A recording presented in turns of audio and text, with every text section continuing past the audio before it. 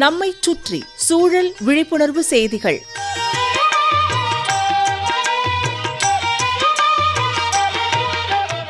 அன்புள்ள ஆறுமுகம் ஐயா அவர்களுக்கு உங்கள் மாணிக்கம் எழுதும் மடல்.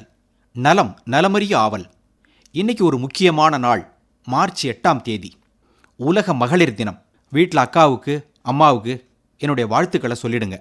இன்னைக்கு குடும்பத்தை நிர்வகிக்கிறவங்க, குழந்தைகளை பார்த்துக்கிறவங்க, சுய உதவி குழுக்களை நடத்துகிறவங்க, விவசாய பணிகளை செம்மையாக செய்கிறவங்க எல்லாருமே யாருன்னு கேட்டிங்கன்னா பெண்கள் தான். பெண்கள் நாட்டின் கண்கள்னு ஒரு முதுமொழி உண்டு.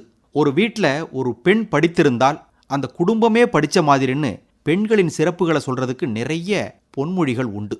கோயம்புத்தூர், ஈரோடு, சேலம், திருப்பூர் மாவட்டங்களில் முழுக்க முழுக்க பெண்கள் விவசாய வேலைகள் செய்கிறத பார்க்குறோம். அதாவது விவசாயம் முழுக்க அவங்க கையிலையும், வெளி வேலைகள் தொழில் முழுக்க ஆண்கள் கையிலையும் இருக்கும். ஆக வீடு முழுக்க பெண்கள் கையில் தான் இருக்குது. வீடு நல்லா இருந்தால் தான் நாடு நல்லா இருக்கும், இல்லைங்களா? இதையெல்லாம் ஏன் ஆறுமுகம் ஐயா கிட்ட வந்து சொல்கிறோம்னா, இன்னைக்கு உலக மகளிர் தினம். இந்த தினத்திலையாவது நம்ம வீட்டில் இருக்கிற பெண்கள், நாட்டில் இருக்கிற பெண்களை பற்றி நாம் நினச்சி பார்க்கணும். அது நம்ம கடமை. அப்புறம் உங்களுக்கு ஒரு கேள்வி. உலகத்தில் ஒரு நாட்டின் ஜனாதிபதி, அதாவது அதிபராக தேர்ந்தெடுக்கப்பட்ட முதல் பெண் யார்? ஒரு நாட்டின் ஜனாதிபதி, அதாவது அதிபராக தேர்ந்தெடுக்கப்பட்ட முதல் பெண் யார்? இது நம்ம நாட்டுக்கு பக்கத்தில் இருக்கிற நாட்டில் தான் நடந்தது. யாருன்னு யோசிங்க, விட கண்டிப்பாக தெரியும், உங்களுக்கு கிடைச்சிரும். இப்போது கரும்பு நடவு அங்கங்கே நடந்துக்கிட்டு இருக்குது, இல்லைங்களா? கரும்பு நடவு வயல் தயார் செய்யும் போது 5 கொழுக்களுடைய கலப்பையினால் நிலத்தை நல்லா ஆழமாக உழவு செய்யணும். ரோட்டவேட்டருங்கிற கருவி கொண்டு மண் கட்டிகளை உடைக்கணும். 4 அடி இடைவெளி கொடுத்து பார் பிடிச்சி கரும்பு விதைக்கரணைகளை நடவு செய்யணும், அல்லது கரும்பு நாற்றை நடவு செய்யணும். இப்படி செய்கிறதுனால பழுதில்லாமல் கரணைகள் முளைக்கும். அதிகமான கட்டைகள் விட ஏதுவாக இருக்கும்.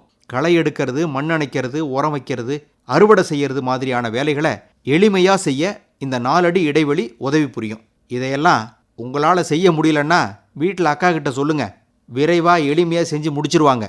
அப்புறம் உலகத்தின் முதல் பெண் அதிபர் யார் தெரியுங்களா?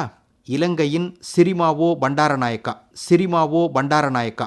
பெண்களின் உரிமைகளை நிலைநாட்டுவதற்காகத்தான் மார்ச் 8ஆம் தேதியை உலக மகளிர் தினமாக கொண்டாடுறாங்க. இந்தியாவுக்காக ஐநா சபையில் பேசின முதல் இந்திய பெண் விஜயலட்சுமி பண்டிட் அவர்கள். இந்தியாவில் பெண்களின் உரிமைக்காக முதலில் குரல் கொடுத்தவர் ராஜா ராம்மோகன் ராய்.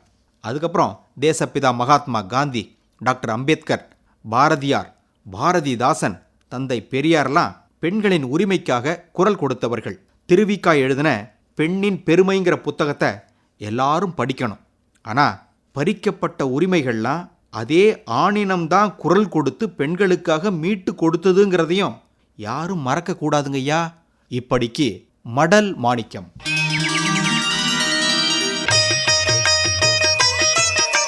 நம்மைச் சுற்றி சூழல் விழிப்புணர்வு செய்திகள் கேட்டீர்கள்.